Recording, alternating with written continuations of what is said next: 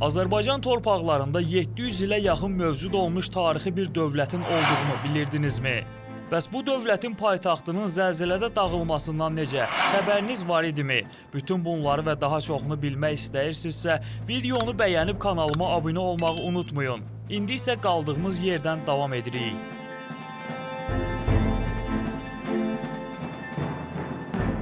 9-cu əsrin əvvəllərinə kimi Ərəb xilafəti Azərbaycan torpaqlarını işğal edib burada möhkəmlənmişdi. Xilafətin ərazisi böyük olduğuna görə ərəblər güvəndikləri sərkərdələri ayrı-ayrı əyalətlərə hakim təyin edirdilər.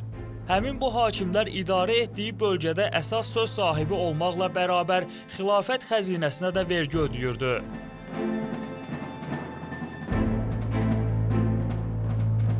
Xilafəti idarə edən Abbasilər sülaləsinin 9-cu əsrin ikinci yarısından etibarən zəifləməsi ilə dövlətin ucqarlarında yerləşən bir sıra hakimlər mərkəzi hakimiyyətə tabe olmaqdan boyun qaçırdılar.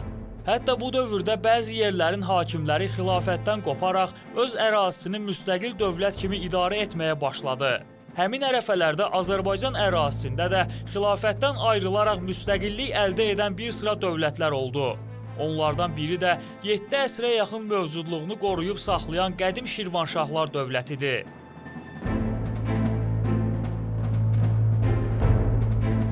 Dövlətin əsasını 861-ci ildə Heysam ibn Xalid qoyub. O, ərəb mənşəlli Məzyədilər sülaləsindən idi. Onun babaları xəlifə tərəfindən Azərbaycan torpaqlarına hakim təyin olunmuşdu. Xilafətin zəifləməsindən istifadə edən Heysam ibn Xalid tarixi Azərbaycan torpaqlarının şimal-şərqində, yəni indiki Şirvan bölgəsində kiçik bir dövlət yaratdı.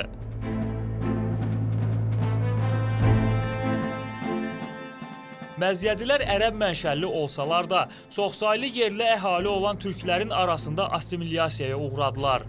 Onlar qısa müddətdə Azərbaycan türklərinin yaşam tərzini, adət-ənənələrini mənimsədilər.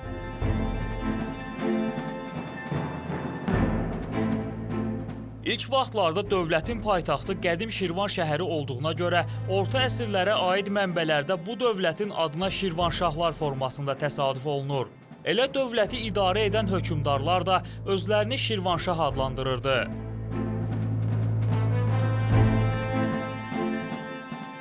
Şirvanşahlar dövlətinin ərazisi Kür çayından şimaldakı Azərbaycan torpaqlarını, Şirvan, Bakı-Abşeron, Dərbənd və Dağıstanın cənub rayonlarını əhatə edirdi.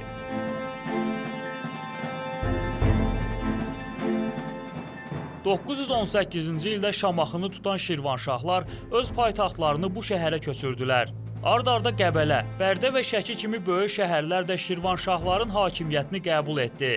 Dənizdən gələn Slavyan təhlükəsini nəzərə alan Şirvanşahlar 983-cü ildə sahil şəhəri olan Şabranın ətrafında hündür qala divarları inşa etdilər.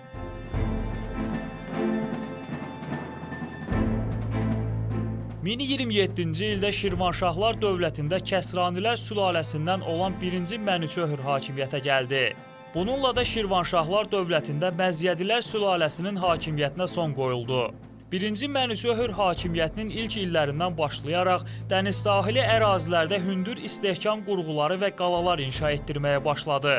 Bunun da əsas səbəbi Slavyanların Xəzər sahili ərazilərə, xüsusən də Abşerona etdikləri qarətlər idi.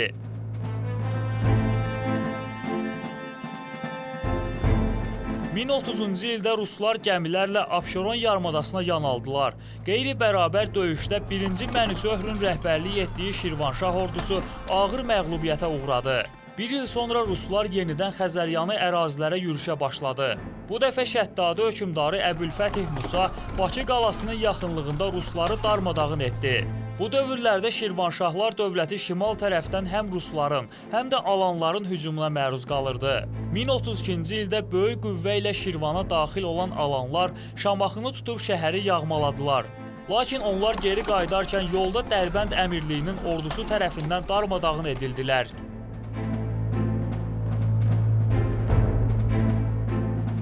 1060-cı illərdən 11-ci əsrin sonlarına kimi Şirvanşahlar dövləti Səlcuq imperiyasından asılı vəziyyətə düşmüşdü.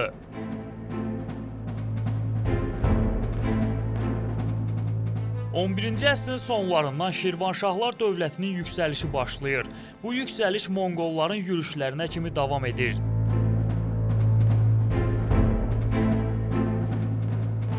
(1160-1197-ci illər aralığında hakimiyyətdə olmuş Şirvanşah 1-ci Axsistanın dövründə dövlət həm iqtisadi, həm də siyasi baxımdan xeyli möhkəmlənmişdi. Dövlətin paytaxtı və əsas şəhəri olan Şamaxıda ticarət və sənətkarlıq durmadan inkişaf edirdi. Lakin 1192-ci ildə Şamaxıda baş verən güclü zəlzələ nəticəsində şəhər yerlə yeksan oldu. Şamaxı əhalisinin böyük bir hissəsi zəlzələdə həyatını itirdi. Ölənlər arasında 1-ci Axsistanın bir çox ailə üzvləri də var idi. Vəziyyəti belə görən Axsistan yeni bir qərar almalı idi. Belə olduqda ailə üzvləri və sağ qalan əhalini yanına alan hökmdar paytaxtı Bakıya köçürmək qərarına gəldi. Bakı bu dövrə kimi Şirvanşahlar dövlətində strateji əhəmiyyətə malik bir liman şəhəri hesab olunurdu. Axsistanın paytaxtı bura köçürməsinin əsas səbəbi Bakının əzəmətli qala divarları ilə əhatə olunması idi. Bu dövrdən etibarən Bakı şəhəri sürətlə inkişaf etməyə başladı və 1192-ci ildən 1538-ci ilə kimi, yəni Şirvanşahlar dövləti süquta uğrayana qədər bu dövlətin paytaxtı oldu. Amma bu barədə bir qədər sonra.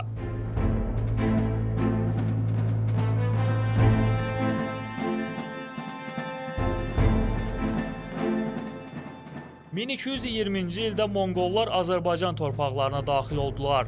Azərbaycan torpaqlarının böyük bir hissəsini tutan Monqol ordusu müdafiəsiz qalan Şamaxı şəhərini mühasirəyə aldı. Əhali mərdliklə müdafiə olunsa da, say üstünlüyünə malik olan Monqollar şəhəri tutub onu dağıtdılar. Əhalinin böyük bir hissəsini qılıncdan keçirdilər. Bu dövrdə Şirvanşah hökmdarı olan Güştasp Bakı qalasında qətiyyətlə müdafiə olunurdu. Amma buna baxmayaraq, Şirvanşahlar dövlətinin ərazisinin böyük bir hissəsi Monqolların əlində idi.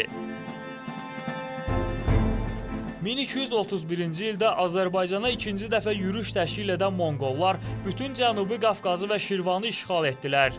Şirvanşahlar dövləti Monqol imperiyasından asılılığı qəbul etmək məcburiyyətində qaldı. Monqol işğalının ilk dövründə Şirvanşahların onlardan asılılığı formal xarakter daşıyırdı. Belə ki, Şirvanşah 3-cü Fəribrüzün adından kəsilmiş gümüş pulların üzərində böyük Monqol xanının adının yer almaması bunu aydın şəkildə sübut edir. Bu dövrdə Şirvanşahlar Monqollara yalnız vergi ödəyirdi.